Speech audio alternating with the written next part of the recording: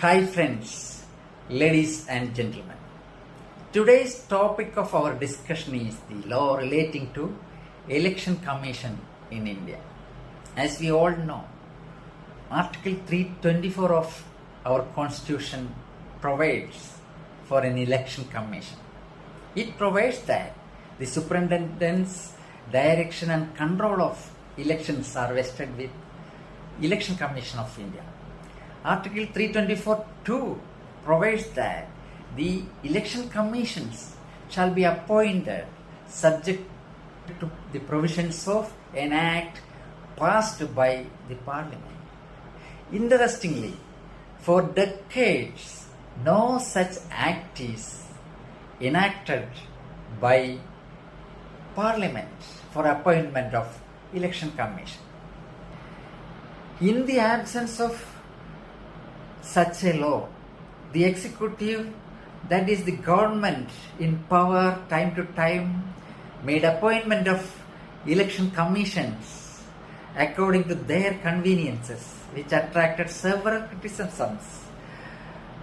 Finally, the constitutional bench of Supreme Court of India, in the judgment in Perumbala case, strictly directed the government for an enactment of law for an independent constitution of Election Commission of India.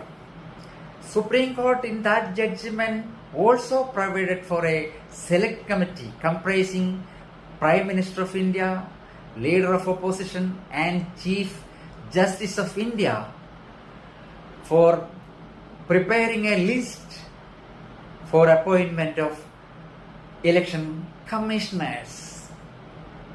Subsequently, the Parliament enacted a law for the appointment, conditions of service and terms of office of election commission, as per which the present election commissioner, Mr. Ganesh Kumar, and the other commissioners are appointed.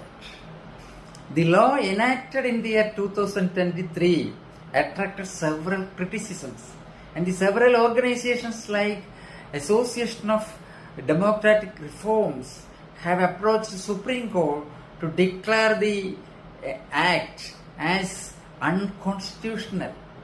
They argue that the select committee proposed by the act is against the principle of separation of powers. The executive has the absolute majority in that select committee. As we remember, the select committee as proposed by the Supreme Court in the judgment of Perumbala case was consisting of Prime Minister and the Leader of Opposition and Chief Justice of India. But in the new act, the select committee is reconstituted.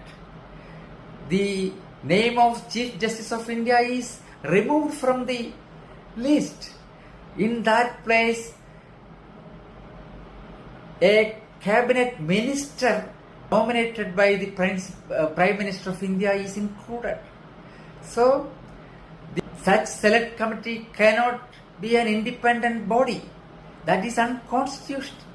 Such arguments are raised in the petitions to declare the law to be unconstitutional. All the petitions challenging the constitutionality of the 2023 Act have been considered by the Supreme Court bench comprising Justice Deepankar Datta and Justice Satish Chandra Sharma last day. Advocate Prashant Bhushan, the appearing counsel for the petitioners like Association for Democratic Reforms and the other counsels for the other petitioners, vehemently argued that the 2023 Act is unconstitutional. It is against the principle of separation of powers. The executive, that is the government, has absolute majority in the select committee. The Supreme Chief Justice of India is substituted by a cabinet minister nominated by the Prime Minister.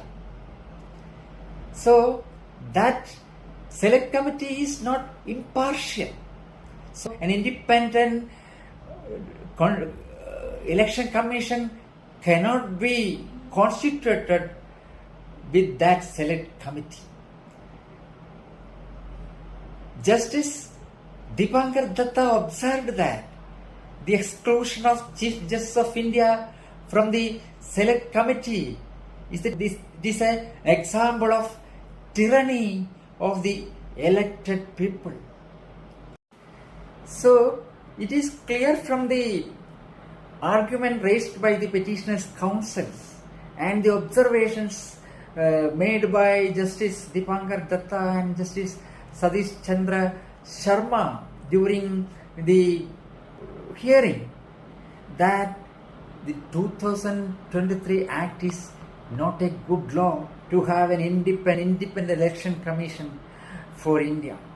And it is also evident from the day-to-day affairs of Mr. Ganesh Kumar, who was appointed as per the provisions of this Act.